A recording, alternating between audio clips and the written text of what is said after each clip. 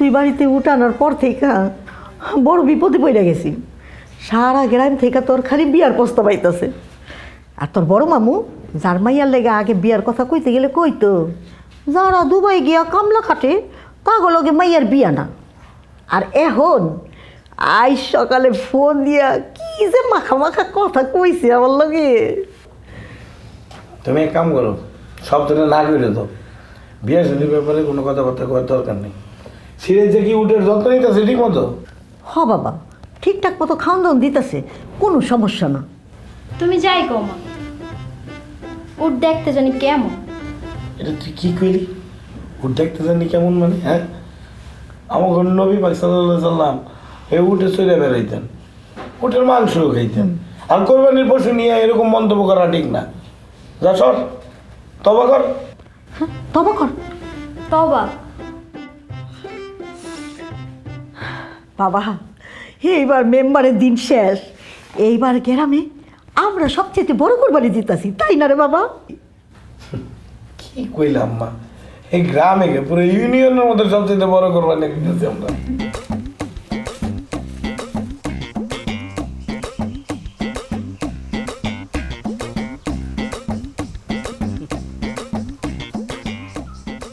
কিরে বাবলা মদালে ভালো আছোস? হ্যাঁ ভালো আছে। কই যাস? যাইতেছি, কাম আছে। আরে বেটা খারা না, কি কাম তোর? পোলা পানি পড়াইতে হয় না। ও খবর পাইছস? কি উট উঠ উঠ কি? আরে বেটা উট কিনা লই আইছি তো আমরা। হ্যাঁ কোরবানি দিব না। তা আমি কি করুম? আমি কি করুম মানে? উট দেখতে যাবি না? এর দেখতে যাবো? উঠ কি নির্বাচনে জিতছে হেরে আমি দেখতে যাবো? এই বেটা। একই চেয়ারম্যান মেম্বার হয়েছে? জীবন উট দেখছস? জানতো উট দেখছস কখনো? ওই আমরা বইতে পড়ছি। আরে আহিস বেটা, উট দেখা যাইস। উটের দাম কত? 22 লক্ষ টাকা। 22 লক্ষ টাকা? হ্যাঁ কিরে মাথা চক্কর মারলো নাকি দাম শুই না? 22 লাখ টাকা? 22 লাখ টাকা কই পাইছে? ওই বেটা কই পাইছে মানে? তুই জানোস না যার স্বর্ণের দোকান আছে ওই দেশে? জানি জানি, আমরা সব বুঝি। কি বুঝোস? এরা এই স্বর্ণ কারবারি, চোরা কারবারি এরা। এই উল্টা পাল্টা কথা কবি না। মিলে কি চোরা কারবারি করে নাকি? হ্যাঁ। আর স্বর্ণের ব্যবসা তুই জানোস না? ওই সামনে আরো 2টা দোকান উদ্বোধন করবো। না কি বুঝে? আমরা শিক্ষিত মানুষ, আমি কি অশিক্ষিত নাকি? আমি পত্রিকাতে দেখছি এয়ারপোর্টে এরকম ধরা খায়, স্বর্ণ লইয়া ধরা খায়। শিক্ষিত মানুষ হয়ে কি হয়েছে? কামাইতে পারছস? টাকা কামাই কর বেটা। এমএ পাস করলেই হয় না, টাকাও লাগে। এই সিরাজ যা, সবসময় আমরা খোঁচা দিয়ে কথা কবি না কিন্তু। এই বেটা তোরা খোঁচা দিয়ে কথা বললাম কই? আমরা শিক্ষিত মানুষ। ঠিক আছে। মানুষ হট বেটা। এই এই মইতা এই মইতা হেস ওটার গোশ খায়া যাইস। জীবনে তো ওটার গোশ খাস নাই। হ্যাঁ, আমার দরকার নাই। বোধাই কোথায়?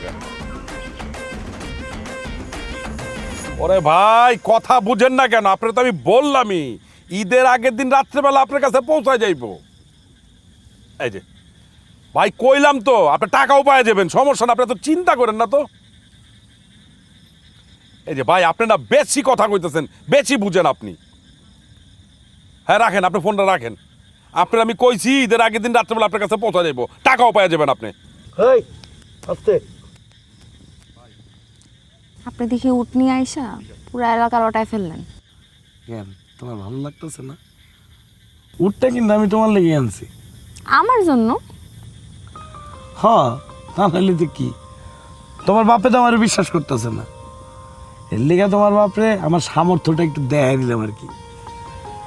তবে এখনো অনেক কিছু দেখানো বাকি আছে। ঠিক আছে, এখন তো মাত্র উঠ দেখাইছি।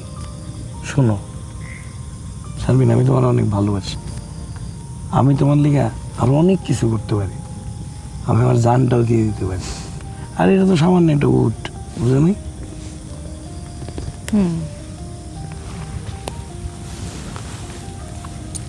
সত্যি তোমার কিন্তু আমি অনেক ভালোবাসি। তোমার এই চেহারাটা আমার পাগল বানায় ফেলায়। বিশ্বাস করো, তোমার এই চেহারা আমি কোনোভাবেই আমার মনের থেকে উঠাইতে পারতেছি না। আমি চোখটা বন্ধ করলে খালি মনে হয় তুমি আমার পাশে বসে আছো, আমি তোমার হাতটা ধরে বসে রয়েছি। বিশ্বাস করো। শোনো, তোমার এই চেহারার মধ্যে জাদু আছে। চলেন, কি করতেছেন? কোনো জাদু টাদু নেই। আমগো কিন্তু এখনো বিয়া হয়নি। বিয়ার আগে এত ঘনিষ্ঠ হওয়া ভালো না, দূরে থাকেন। অবশ্যই জাদু আছে, জাদু না থাকলে আমি এরকম পাগল হই নাকি? আর আমি তো তোমার বিয়ে করতেছি। আগে বিয়া হোক তারপর। আরে বিয়ে তো আমার ঘর কাছাকাছি, বিয়ে যেহেতু কাছাকাছি আমরা একটু কাছাকাছি হইতেই পারি, সমস্যা কি না, বুঝলাম না। সমস্যা আছে। আরে দেখো না একটা একদম ছড়েন। কি শুরু করছে?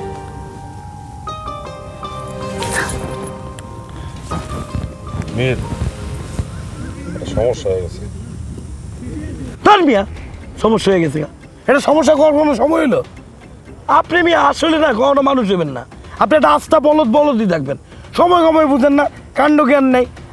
একটা সিচুয়েশনের মধ্যে ঢুকে গেলেন গা, যান ঠিক যান। একটা বড় সমস্যা আছে।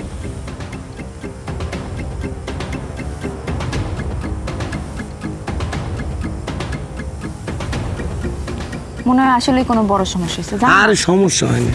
আরে জান তো, আর তুমি এমন করতেছো? জান।